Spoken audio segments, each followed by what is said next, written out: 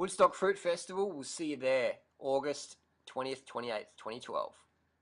New shirt, so you can see that.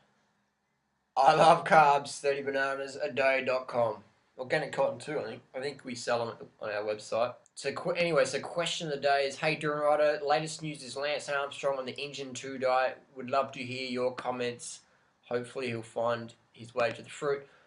That's not really a surprise for me because breakfast, we've got 15, 16, 17 bananas in there. This is really good for my friend Gavin, organic banana farmer in Australia.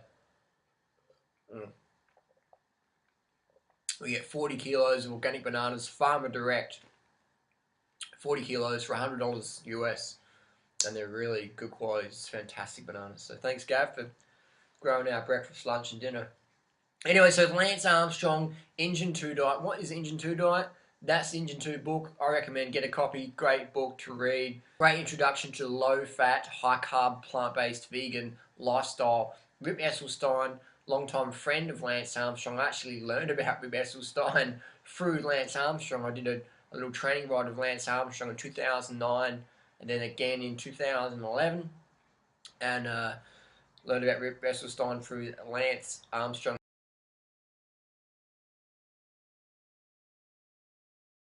I've been reading all of Dr. Esselstyn's clinical data on reversing heart disease for a plant-based lifestyle. And here's Dr. Esselstyn's book. Here it is here. It's on my fucking floor. I don't have to put it on the screen. Here it is here. Reversing Heart Disease, Dr. Esselstyn. So there you go. Great book, and it's jam-packed full of recipes, vegan, high-carb, low-fat. So that's a great book to give to people who go, I want to see some science, I don't believe it, I've read someone's blog and high fat's good for you, bacon eggs reverses heart disease. Great book to give to people like that who don't really understand the science yet. They're still caught in the bro science, dogma, propaganda. So you give them some real science, they're like, I can uptake that. Anyway, so Rip Esselstyn, Lance Armstrong, vegan, high carb, low fat.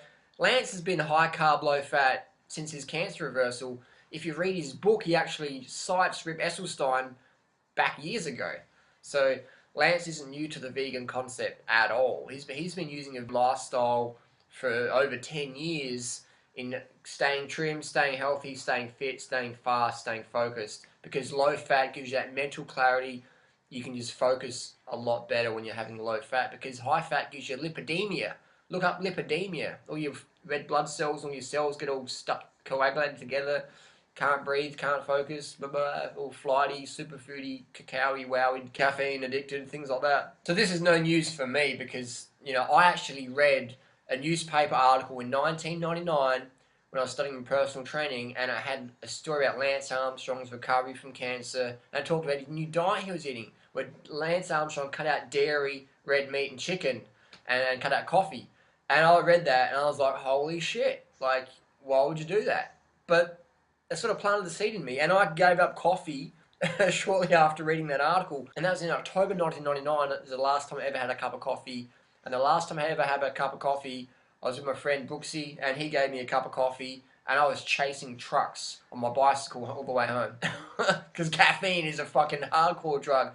Anyway, so Lance said he cut out caffeine, cut out red meat, dairy, chicken through his cancer, recovery, stuff like that, to boost his immune system up. And I was like, wow, that's like pretty full on, But that planted a seed in me, and then in 2000, when I started getting sick and stuff like that, I was like, well, Lance did it, and that sort of inspired me. A bit of a stepping stone, a bit of the seed that got planted, because I was just coming off the paleo primal diet, which almost killed me, but that's another story, which I've already covered.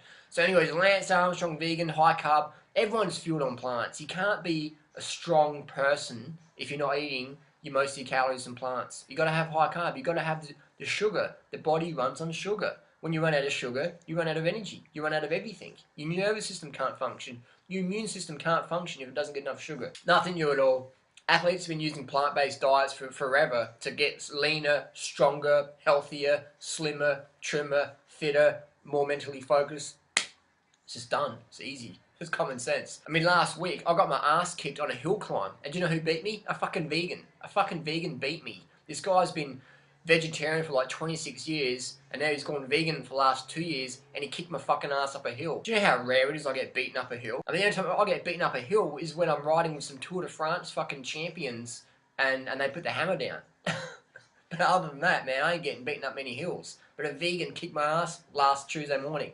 John, good work. So getting back to it, this is just a sign of things to come. The vegan, high-carb, low-fat thing, it's just snowballing. It's out of control. The fruit thing, everything's just getting out of control.